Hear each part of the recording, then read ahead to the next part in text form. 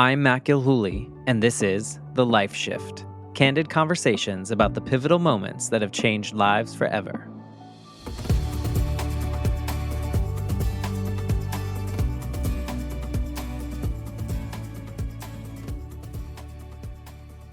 Hello, my friends. Welcome to day 16 of the Life Shift podcast. 30 days, 30 episodes, bonus series. If this is your first time listening, there are 15 days that came before this. And basically what I am doing is showing up every day without really understanding what I'm going to talk about. And these are usually about 10 minutes long. I don't know why. They just happen to end up being that long. And I show up and I look at a prompt or a list, and I just was Googling, like, what should I address today? Sometimes I have a little inkling of what I'm going to talk about, and sometimes it is completely off the cuff. And so this is a little challenge to myself in November 2024. I'm trying to show up every day on the day, do the recording, edit it, and send it out. Don't think about it too much, Matt. Share a little bit more than usually I get to do so in the episodes with my guests who are so generous with their stories. I have 166 episodes recorded right now. I think last week, episode 156 just came out. So I am good for a few more months of recording. No plans on stopping. So this is just a little extra bonus challenge to myself. I think it is stirring something up. I don't know how I'm going to use it or what I'm going to do. But here we are, day 16 of this little adventure. So I was just looking at a list of questions that someone on Reddit put together. There's like 500 questions on here. And I was just scanning and I'm thinking, okay, what am I going to do today? It's Saturday. Went to the gym. I already watched Dateline NBC, did some chores around the house, set up some new fans. You know, I like to kind of take it easy as much as possible on Saturdays. But I wanted to do this episode now. So while the Roomba is going around and doing the cleaning and hopefully in other rooms, I will share what is something you're terrible at but wish you could do well. So the immediate thing that I think about is singing. I wish I could just sing like on pitch, on key, on all those things.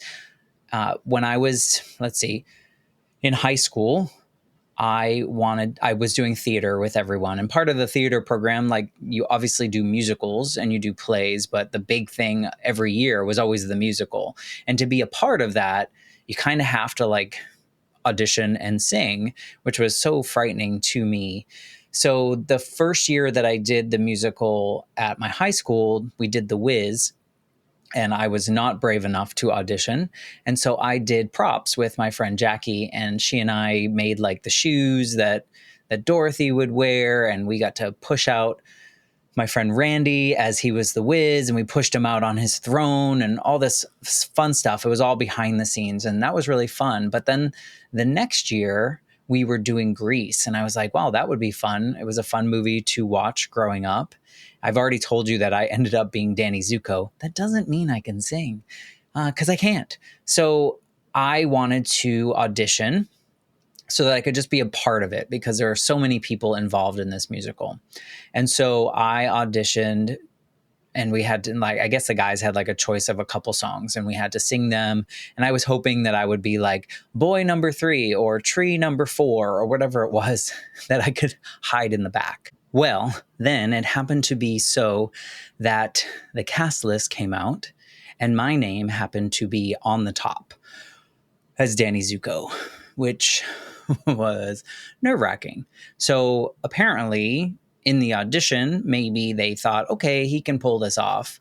So we did all the rehearsals and everything, and I got through it and ended up doing most of the show. We ended up running out of time towards the end of rehearsal. And so in the play, there's like, instead of You're the One That I Want, because that was made for the movie, there's a different song, and we never even got to that. So it just like kind of jumps to the end of We Go Together. But I did most of the songs. I had a couple solos. It's not that Sandy song that John Travolta sang in the movie. It's Alone at the Drive-In Movie, which has this weird ending. And I was just so nervous. And this, like, mind you, this is the first time that like my dad and my grandmother ever heard me sing in this way on a stage with microphones and stuff. So I did that. I did a couple other things where I had to sing, but honestly, I'm not good, but I want to be good. So much so that the last couple months I've been thinking about it more, and I'm like, am I too old to like find singing lessons? Is that a thing?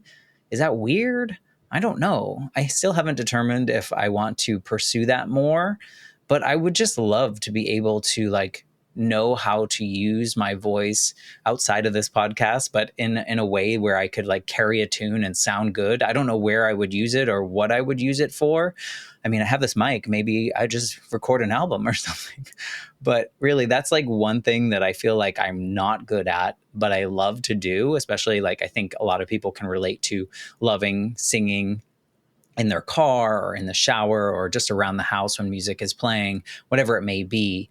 So I love doing that, but I want to be able to do it in which if someone else heard me, it wouldn't be like I instantly shut down and like not sing out loud. So that's the thing that I am terrible at, but I wish I could do well. I'm sure there's other things that I could probably think about, but that's the one that came top of mind. And it doesn't mean that I'm not going to pursue it. Over the pandemic, I was actually kind of like bored and obviously I was bored because I did an extra master's degree, but I was also starting to do like some art on my iPad, and I was not good when I started. Actually, this started maybe 2014. Then I got a little better and I got a little better. And then over the pandemic time, I had a lot of time on my hands.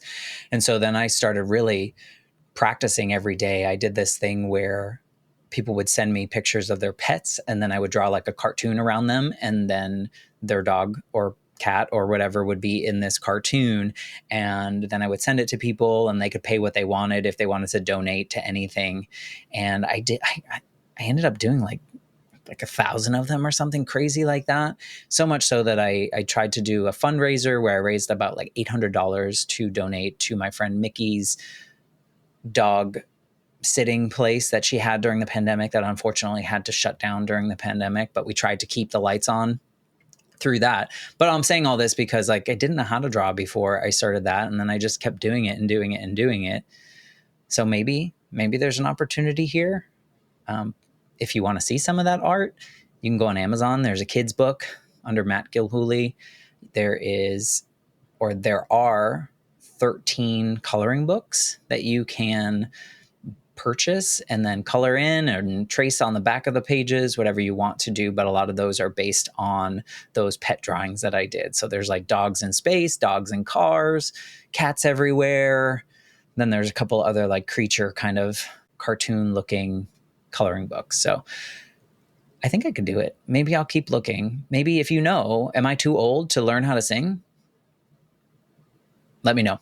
Anyway, that is day 16, a little lighter today and a little story, but also something that maybe I will look into and try to accomplish that maybe in 2025. So that is it for today, day 16. I will be back tomorrow on day 17, and I will talk about whatever is on this list. This list seems pretty great to kind of scan and look at. So maybe I'll find something even more interesting tomorrow. Thank you for being a part of the 30-day, 30 episode series on the Life Shift podcast, and have a great Saturday.